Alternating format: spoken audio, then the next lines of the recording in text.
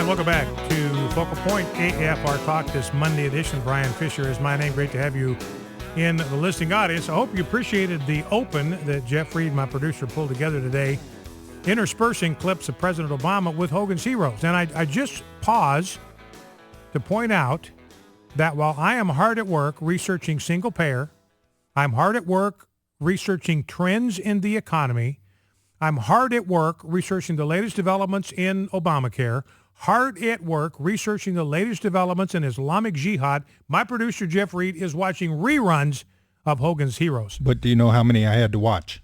Well, and Jeff now wants my sympathy. He says, do you know how many I had to watch? Jeff, turn your mic on. Okay. We got to get to the bottom of this.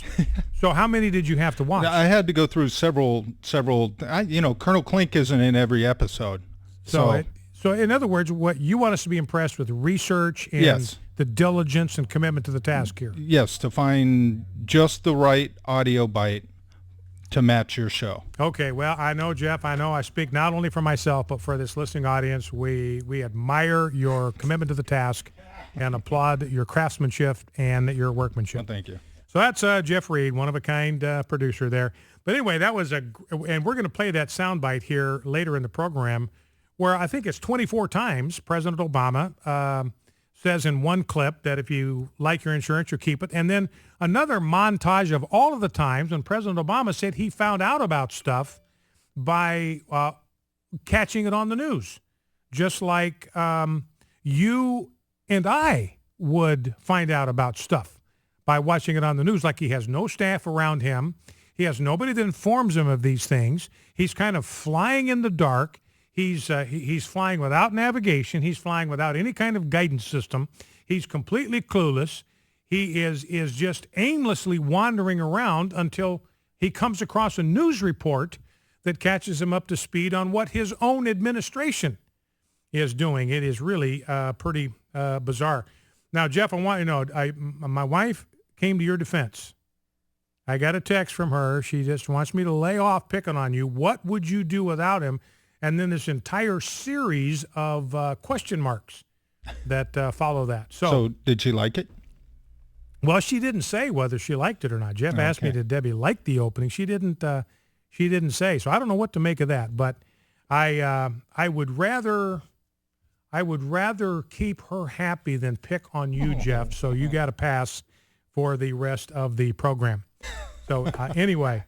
And it's a good question. I would be lost without Jeff, without Rob Reed as my director, without Wesley Wildman as a call screener. It's just great to be a part of this team.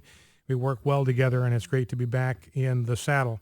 Debbie says she loved it, Jeff. Multiple exclamation points. So that turns out to be a big winner. Now, what I want to get to is this business about this Employment Non-Discrimination Act, and we'll take the rest of this segment to talk about this because this is extremely important stuff.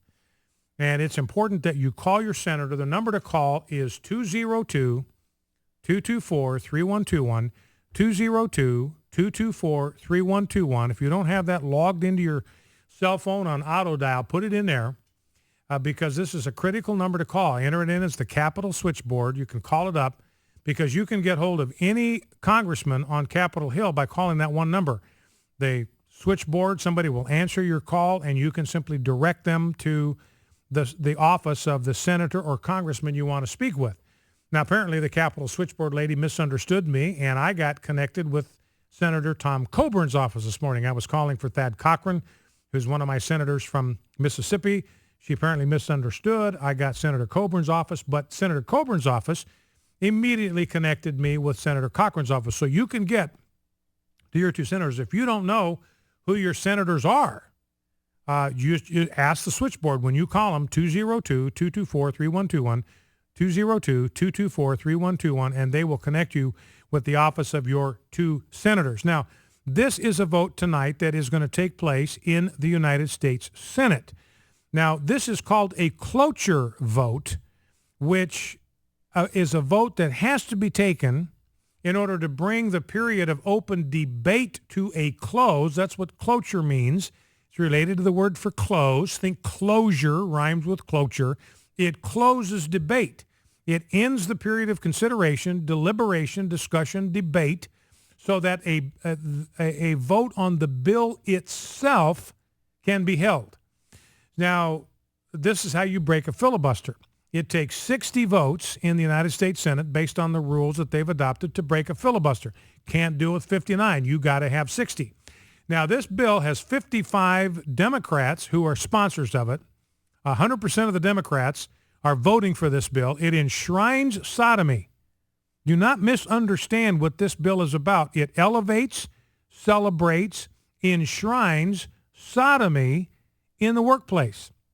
And it says to employers, doesn't matter what your personal values are, if you take any biblical values of human sexuality into consideration in your personnel decisions, your hiring, your firing policies, you will be breaking federal law.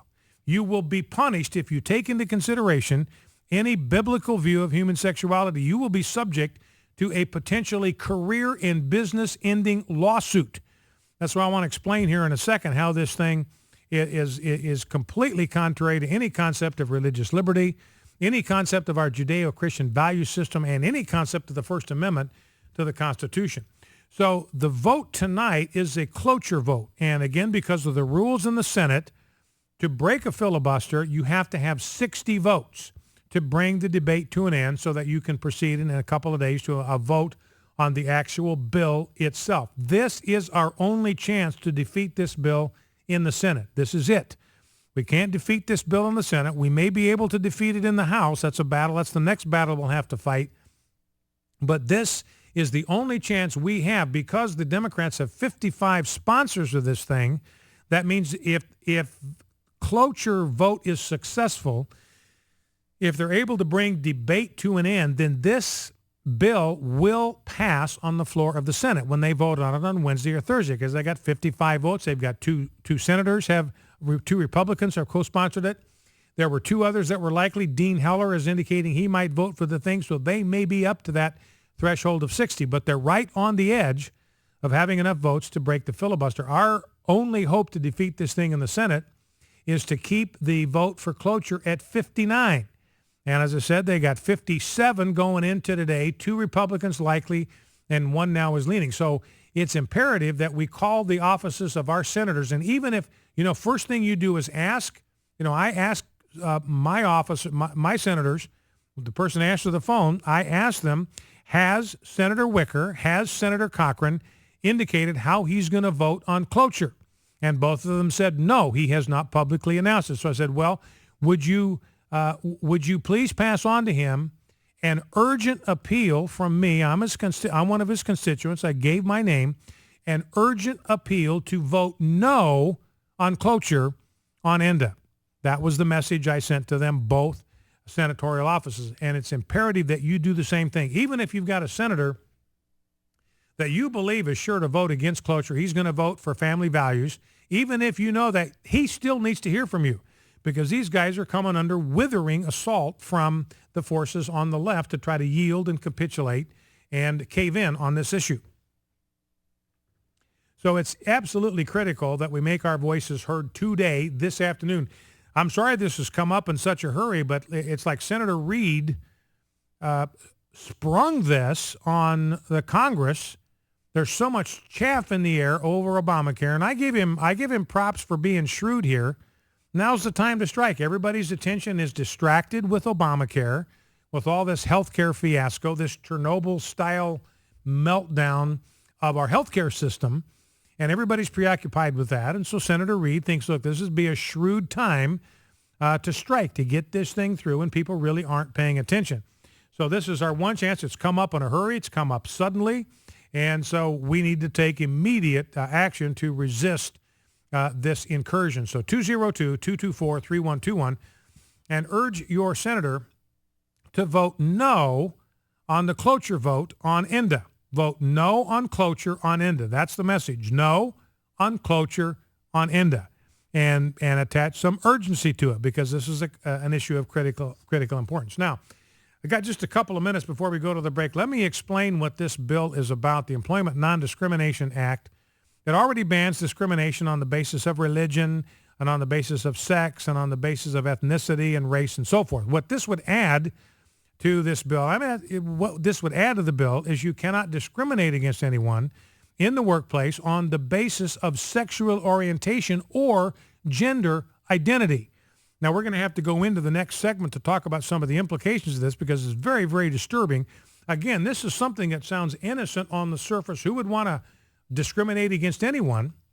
But the reality is, and here's the big picture, ladies and gentlemen, I'm on a crusade to reclaim the word discrimination. It is not a bad word.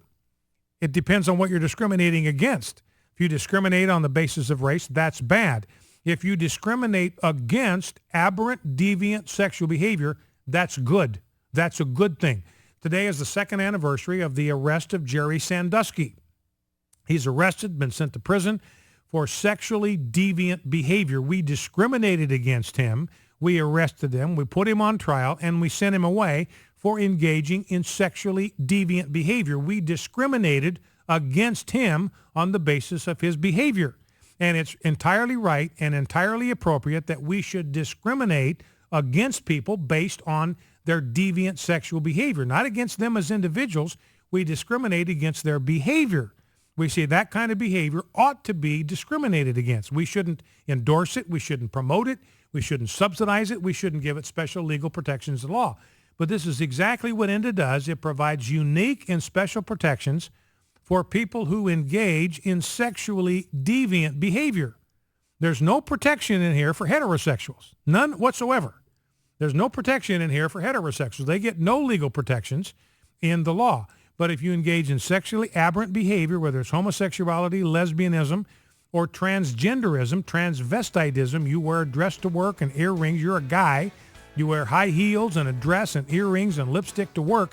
If this bill goes through, you cannot, your employer can't do anything about that, can't touch you, can't reprimand you, can't fire you, can't direct you to wear appropriate attire the next morning when you come into work, can't even touch you. If he does try to control your dress by asking you to live up to the dress code that he's adopted for his business, he can get sued and his entire business could be taken from him. Be enormously expensive because of the way our courts have tilted in the direction of upholding and defending and promoting sexual deviancy. So I'm going to come back with some more of the details on this bill, ENDA. But the deal is, vote no on cloture on ENDA. Call your senators today. Focal Point AFR Talk, back in 2.